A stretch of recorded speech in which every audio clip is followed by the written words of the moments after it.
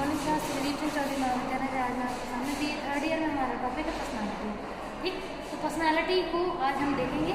तो पर्सनालिटी में जो पहली डेफिनेशन है, वैसे तो आपको पर्सनालिटी का मतलब पता ही होगा कि जब कोई भी एक व्यक्ति की विशेषताओं के बारे में हम बात करते हैं कि कोई भी व्यक्ति किस प्रकार का है, उसका शारीरिक गठन कैसा है, उसका स्वभाव कैसा है, उसके व्यक्तित्व की विशेषताएँ कैसी हैं। ठीक, तो ये सब कुछ क्या कहलाता है, ये उसका व्यक्तित्व कहलाता है। अब इससे पहले के समय में जब व्यक्तित्व शब्द का प्रयोग किया गया था, तो उस समय जब ग्रीक में जो ड्रामा हुआ करते थे थिएटर में, ठीक, तो उन ड्रामा में जितने भी लोग भाग लिया करते थे और दिए गए रोल के अनुसार अपनी अपनी भूमिका को प्रेजेंट करते थे। ठीक, जिसको जिसका किरदार मिलता था वो उसका निभाते थे। तो उस समय ऐसा माना जाता था कि जब ड्रामा के लिए जब लोग अपने व्यक्तित्व को छोड़कर किसी अन्य व्यक्तित्व वाले व्यक्ति के मुखौटे को पहन लेते हैं और उसकी विशेषताओं और गुणों का व्याख्यान करते हैं। जैसे आप लोग मूवी देखते हैं, मूवी में आज के समय में देख लो, इतने एक्टर हैं, जैसे मान के चलो कोई भी एक एक्टर उठा लो, तो उसका रियल पर्सनालिटी, रियल उसका स्वभाव, उसका व्यक्तित्व अलग होगा। लेकिन जब वो जिसका किरदार प्ले करता है तो अपने आप को बिल्कुल वैसे ही दिखाता है। आपने देखा ही होगा कि जितनी भी रियल लाइफ मूवीज होती हैं, आर्ट मूवीज, उनमें जब किसी की स्टोरी दिखाई जाती है तो उस पर्सन के साथ उस हीरो को रहना पड़ता है। मतलब मोस्टली ऐसा होता है वो लोग उनकी आदतों, उनके बारे में जानने के लिए, उनकी हैबिट, क्योंकि दिखाना रियल कहानी है, तो रियल कहानी दिखाने के लिए उनके जैसा भी तो दिखना पड़ेगा ना, उनके जैसा उनका एटीट्यूड दिखाने के लिए कई लोग तो उनके साथ रहते भी हैं जिनकी स्टोरी कवर करते हैं। ठीक, तो ऐसे ही इन्होंने कहा था कि जब कोई व्यक्ति किसी अन्य व्यक्ति की विशेषताओं या किसी एक व्यक्ति की विशेषताओं की व्याख्या करता है तो उस व्यक्ति तो कहते हैं। अब उस समय तो ये मान लिया गया था, लेकिन आप ये जैसे फिर विवाद हुआ इस बात को लेकर के कि जब कोई चीज़ असली है ही नहीं, जो कहानी है, एक कथा है, जो चीज़ बिल्कुल हकीकत है ही नहीं, उसको हम व्यक्तित्व कैसे करें? वो चीज़ वास्तव पर्सनालिटी कैसे कहलाएगी अगर उसमें कोई हकीकत है ही नहीं?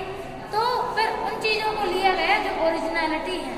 इसीलिए फिर व्यक्तित्व को उन चीज़ों को डिफाइन किया गया जो रियल व्यक्ति की विशेषताएं होती है। क्योंकि अगर हमें रियल बताना है तो जानना भी तो पड़ेगा ना कि ओरिजिनल व्यक्ति वास्तव में उसकी विशेषता होती कैसी है। ऐसे ही ऑलपोर्ट की पहली डेफिनेशन 1933 में उन्होंने दी थी। इनका कहना था कि जो भी व्यक्तित्व की विशेषताएं, यानी कि जो हमारा व्यक्तित्व है वो एक मनोगत्यात्मक संगठन होता है। ठीक, एक मनोदैहिक गुणों का मनोगत्यात्मक संगठन होता है। इसका मतलब था कि जब व्यक्ति का शरीर ग्रोथ करता है और मानसिक स्थिति ग्रोथ करती है, तो यानी कि व्यक्ति का मस्तिष्क और शरीर जब दोनों एक साथ बढ़ते हैं और अच्छे से कार्य करते हैं, ठीक, तो वो उसका मतलब एक तरीके से गति करने वाली बात होती है। और संगठन इसलिए बोला है क्योंकि व्यक्तित्व तो कभी एक चीज से मिलकर ही बनता है, व्यक्तित्व तो कई सारी चीजों से मिलकर के बनता है। ठीक, तो ऑलपोर्ट के अनुसार हमारे शारीरिक और मानसिक गुणों के जो पूरा गत्यात्मक संगठन होता है, पूरा एक संगठन, उसको व्यक्ति ने व्यक्तित्व कहा है।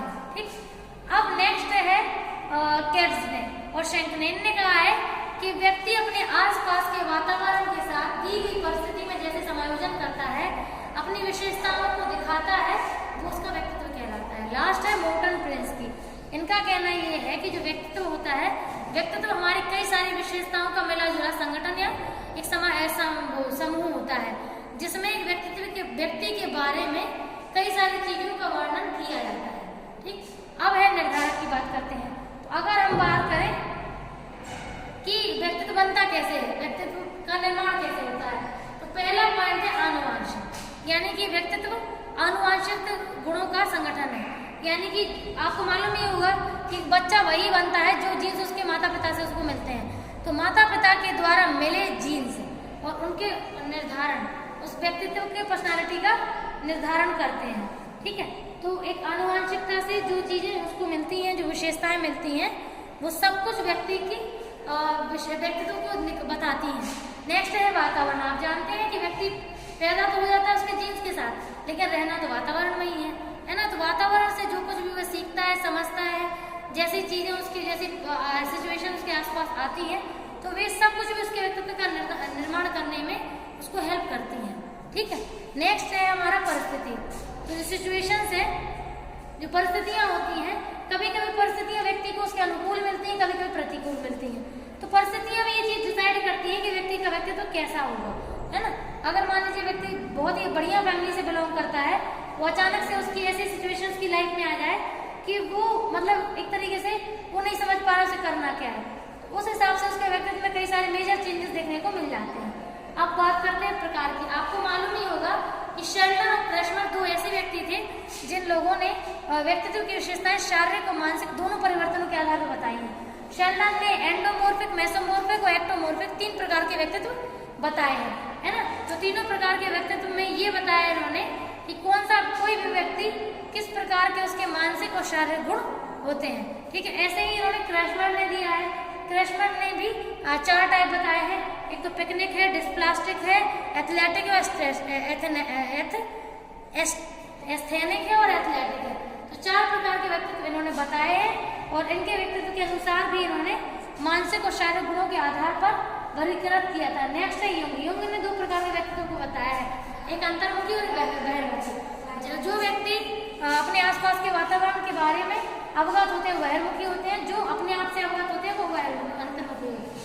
और नेक्स्ट है मायर और ब्रिक्स। इन्होंने भी कुछ 4 प्रकार के व्यक्तित्व बताए हैं, जिसमें अंतर्मुखी बहिर्मुखी अपोजिट में दिया है, ठीक है। और क्या बोलते हैं अनुभवशील और निर्णायक वाले एक में दिए हैं, ठीक है। प्रत्यक्षीकरणात्मक और निर्णायक एक में दिए हैं। तो ऐसे 3 से 4 प्रकार के इन्होंने टाइप बताए हैं। अगर आपको इसमें कोई डाउट हो तो बताइएगा। Thank you.